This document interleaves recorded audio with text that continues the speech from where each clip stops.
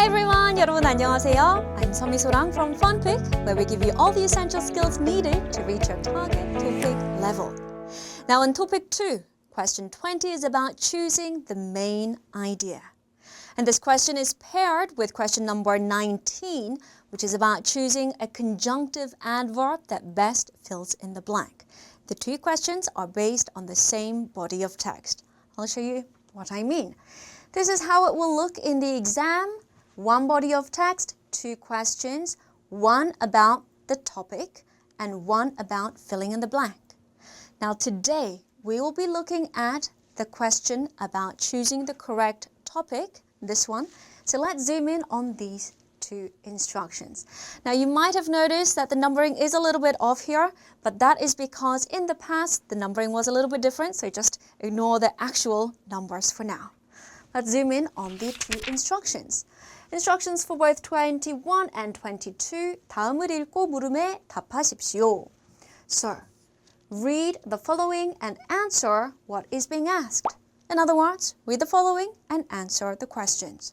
And they are both worth 2 points each. The instruction for just question 22. 윗글의 주제로 가장 알맞은 것을 고르십시오. Choose the most appropriate one for the title of the text above.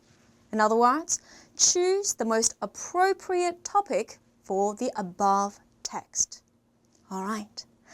This is FunPik's step-by-step recommendation for solving this question type. First, read the text and then the options.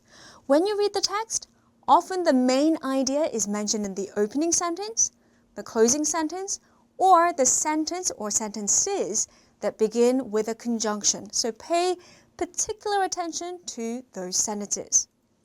And what's really important here is that just because an option is factually correct, it doesn't necessarily mean that it is the main idea of the text.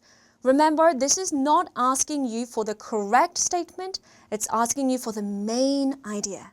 The one theme of the entire text. Remember, keep that in mind. All right, so let's solve one together from the 64th topic. First, read the text. Let's do it. 문자 교육은 빠를수록 좋다고 믿는 부모들이 있다. Remember, we are just focusing on the opening, closing, and sentences that begin with a conjunction. So let's do the opening one first. 문자 교육은 빠를수록 좋다고 믿는 부모들이 있다. There are parents who believe that for text reading education, the earlier, the better. Let's have a look. Is there a sentence that begins with a conjunction or a conjunctive adverb? No. 그런데, okay, so this one, let's read this. 그런데 나이가 어린 아이들은 아직 다양한 능력들이 완전히 발달하지 못해 온몸의 감각을 동원해서 정보를 얻는다. Alright, but young children, their various abilities are not yet fully developed. So they use their entire body's senses, or they use sensory input from their entire bodies to get information. 이 시기에 doesn't begin with a conjunction, but it is the closing sentence, so let's do this one as well. 이 시기에 글자를 읽는 것에 집중하다 보면 다른 감각을 사용할 기회가 줄어 능력이 고르게 발달하는데 어려움이 있을 수 있다. So during this period, if you focus on reading letters, opportunities to use other senses decreases. So there may be difficulties in the even development of abilities. All right, so some people think that it's best to teach children to read as young or as early as possible, but focusing on reading can hinder the development of other abilities. Let's go through the options. 문자 교육을 하는 방법이 다양해져야 한다. So ways to teach text reading should become diversified. Well, maybe, but we've looked at 3 sentences, opening, closing, and one that begins with a conjunction. If neither of them mentioned this, then there's a very, very low chance that it is the main topic, right? So this one, false. Next one. 아이의 감각을 기르는데 문자 교육이 필요하다. You need text reading education to foster the growth of a child's 감각 senses. No, it can actually hinder the development of their other non-reading senses. The next one. 이름 문자 교육이 아이의 발달을 방해할 수 있다. Early text education can hinder the child's development. Yes, this is the correct answer because opportunities to use their other senses are decreased. So this is correct, wrong, but let's continue on. 아이들은 서로 비슷한 시기의 글자를 배우는 것이 좋다. It is good for children to learn how to read at similar stages or at similar times. Nothing about that mentioned in the 3 sentences that we looked at cannot be the main topic. So the correct answer is number 3. Once again, read the opening, the sentence that begins with a conjunctive adverb, and the final sentence as well. And the correct answer is number 3. All right, let's move on to some 꿀 tips from FunPik. Now, since the main idea is often mentioned in sentences that begin with a conjunction, it helps to learn the most commonly used conjunctions such as these. We have listed them in our textbook along with example sentences for each, so be sure to pick up a copy and go through the list yourself. 또한, as well. 그러므로, therefore, 그러나, but, however, and so on. All right, let's solve one more together. From the 37th topic, let's first read through the text. It is kind of long, but bear with me, we can do it if we do it one fragment at a time. So once again, we are going to look at the opening, the closing, and the sentence that begins with a conjunctive. All right. 운동선수가 실수에 대한 부담감을 가지게 되면 경기에서 좋은 성적을 거두기가 어렵다.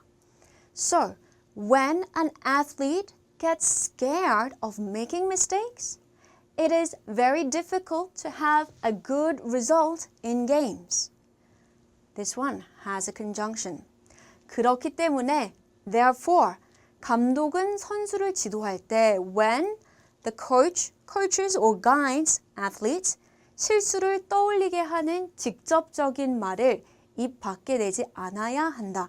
They shouldn't mention words or any context that can conjure up mistakes directly.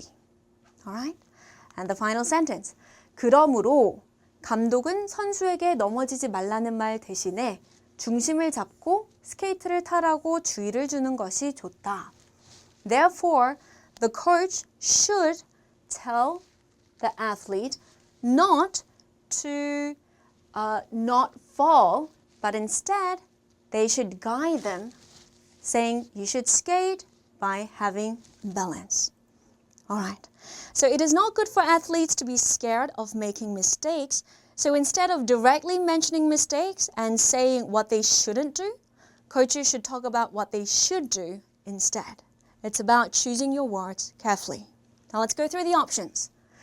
감독은 선수가 실수를 반복하지 않도록 지도해야 한다. Coaches should guide their athletes to not make mistakes repeatedly. Well, this is what we do want, but this isn't the main topic because it hasn't been mentioned in the 3 sentences that we looked at. So this is false. Let's move to the next one. 감독은 선수를 지도할 때 언어를 신중하게 선택해야 한다. When coaches guide their athletes, they should carefully choose their words. Yes, this is the one that we want. This is the correct answer. But let's continue on. 선수는 넘어져도 몇 번이고 다시 일어나려는 의지가 있어야 한다.